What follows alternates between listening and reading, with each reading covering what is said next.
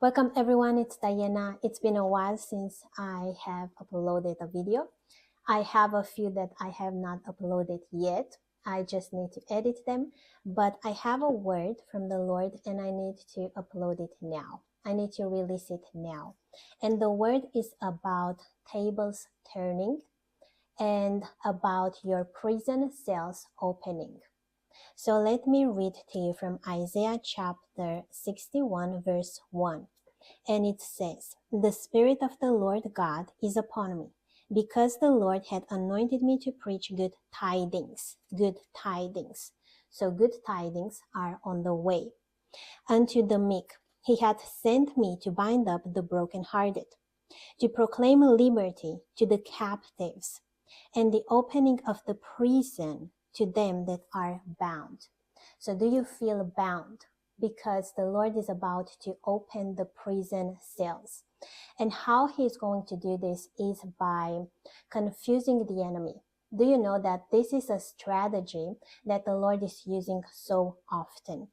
And there is a Bible verse, there is a story, let me go to it. That's in 1 Samuel chapter 7, and I'm going to read only one verse, and that's verse 10. It says, "And as Samuel was offering up the burnt offering, the Philistines drew near to battle against Israel. But the Lord thundered with a great thunder on that day upon the Philistines, and discomfited them, and they were smitten before Israel." Meaning, God threw them into confusion. Whenever God gives you the victory, He's confusing your enemies. So the trap that they set for you, they themselves are falling into it. The trap that they set for you, the pit that they dug for you, they are falling into that pit because the Lord is confusing them. So that's how the Lord is going to turn the tables. Remember the story with Esther, Mordecai, and Haman. Haman set a trap for them and wanted to kill them, but God saved them. And while Haman intended to kill Mordecai, to hang him on the gallows, Haman ended up to be hanged on those very same gallows. So the trap, the snare that he had for Mordecai, he himself fell into that. So all of those curses and rituals that your enemies did and have done, and they are constantly doing it, and they are not stopping, God is going to stop them, and they are going to get broken.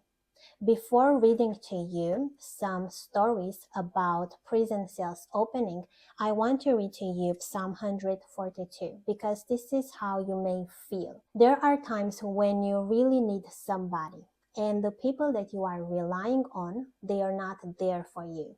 You are reaching out to different people and you are asking for help because you think that they are going to help you. But in those moments where you really need them, they are not there for you. And it's not really their fault, but God is teaching you something. God is teaching you to rely on Him and not on people. So let me read to you Psalm 142. It says, "I cried unto the Lord with my voice. With my voice unto the Lord did I make my supplication. I poured out my complaint before Him. I shewed before Him my trouble. When my spirit was overwhelmed within me, then thou knewest my path. In the way wherein I walked have they privily laid a snare for me. I looked on my right hand and beheld, but there was no man that would know me. Refuge failed me. No man cared for my soul. I cried unto thee, O Lord. I said, Thou art my refuge and my portion in the land of the living. Attend unto my cry, for I am brought very low. Deliver me from my persecutors, for they are stronger than I. Bring my soul out of prison, that I may praise thy name. The righteous shall compass me about, for thou shalt deal bountifully with me." So the Lord is bringing you out. He's bringing your soul out of prison. In all the stories that we are going to read, you will see that the angels of God opened the prison cells. So what is your declaration? Your declaration needs to be that the angels of God are helping me. The angels of God are here with me. Yes, the Lord is with you, but He is sending you angels. He's sending you angels that will open the prison cells. They will direct you. They will speak to you. They will open your eyes. The angels of God are there for you to lead you out. Now, there are 3 stories that I want to read. And the first one is from Acts chapter 5, and I'm going to read only verses 17 to 20. So listen to this. Then the high priest rose up, and all they that were with him, which is the sect of the Sadducees, and were filled with indignation, and laid their hands on the apostles, and put them in the common prison. But the angel of the Lord by night opened the prison doors, and brought them forth, and said, Go, stand and speak in the temple to the people all the words of this life. Let's read the next story, and that's from Acts chapter 12, and I'm going to read verses 6 to 10.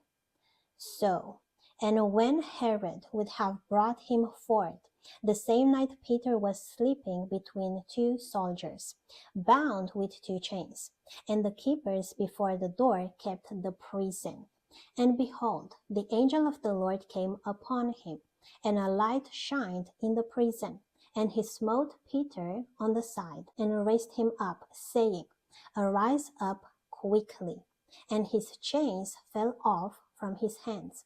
And the angel said unto him, Gird thyself, and bind on thy sandals. And so he did. And he said unto him, Cast thy garment about thee, and follow me. And he went out and followed him, and wist not that it was true which was done by the angel, but thought he saw a vision. When they were past the first and the second ward, they came unto the iron gate that leadeth unto the city, which opened to them of his own accord. And they went out and passed on through one street, and forthwith the angel departed from him. So the iron gate opened of his own accord by itself. The last one that I'm going to read is from Acts 16, and I'm going to read only verses 25 and 26. And at midnight, Paul and Silas prayed and sang praises unto God, and the prisoners heard them. And suddenly there was a great earthquake, so that the foundations of the prison were shaken. And immediately all the doors were opened, and everyone's bands were loosed. So the Lord is saying that He is opening your prison cells. Whatever you have been fighting with, and whomever you have been fighting against, the Lord wants you to know that He is fighting your battles. What you need to do is to really trust in Him. And when you receive a prophetic word, you need to constantly think about this word to get it into your heart. When you wake up, when you go to sleep, throughout the day, let this word sink into your heart. God is giving you grace to overcome. Grace, grace, grace. The number 5 stands for grace. So if you've been seeing the number 5, then this is what it means. God is giving you grace to overcome. He is fighting your battles, but He's leading you if you trust Him. He's leading you anyways, but it's so much easier to trust Him. You have peace, you have a sound mind, you don't feel stressed out, you just rely on God, knowing that He's going to do it. Nobody can attack you unless they go through God. And if God allowed it, then you need to learn something. Maybe God allowed you to be in that specific situation because He wanted you to learn something, and He wanted you to accelerate. Although it has been difficult, you have been in a time of acceleration. And this is how breakthrough looks sometimes. It looks like difficulty. But guess what? God is taking it upon Him. You just have to follow Him. God is saying that He's with you. If you look in the Bible, we see throughout the Bible, whenever the Israelites went into a battle, the Lord was promising them that He was going to be with them. I will be with you. I will be with you. So if God is for me, who can be against me?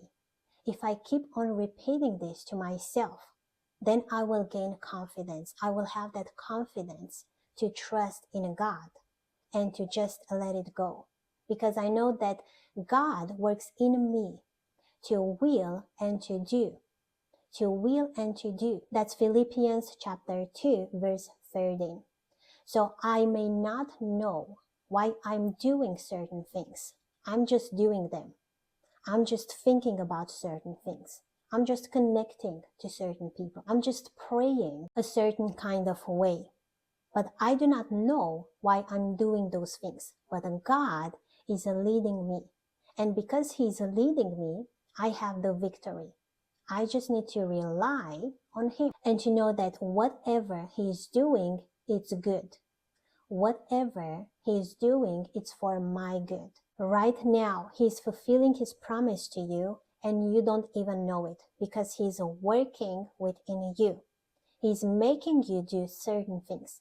He's making you say certain things. He's teaching you certain things that are relevant for the fulfillment of the promise. So know that God is confusing your enemies. I want to read one last Bible verse because the Lord is speaking right now to me, and that's Psalm 91 verse 7. 1,000 shall fall at thy side, and 10,000 at thy right hand, but it shall not come nigh thee. Only with thine eyes shalt thou behold and see the reward of the wicked. So it does not matter who fell before you. Maybe your family members, they fell. Maybe somebody else fell. Maybe somebody died because of that reason, because of the thing that you are fighting with. But God is saying you will not. You will not. Even though an army should encompass me, my heart will not fear. That's Psalm 27. So whatever happens and whoever comes against you, even if it's an army, you can trust God. God will save you. God is always your only salvation, your only hope. Only He can save you. And the Lord is sometimes putting you in certain situations so that you can learn this, because it's so crucial. But He's saving you. You will see that He's saving you. Your victory is assured. Alright, that's the message for today. If you want to give to God, the link is in the description box below. Let me know if this resonated with you and what specific part resonated with you. Many blessings, love you guys, and talk to you soon.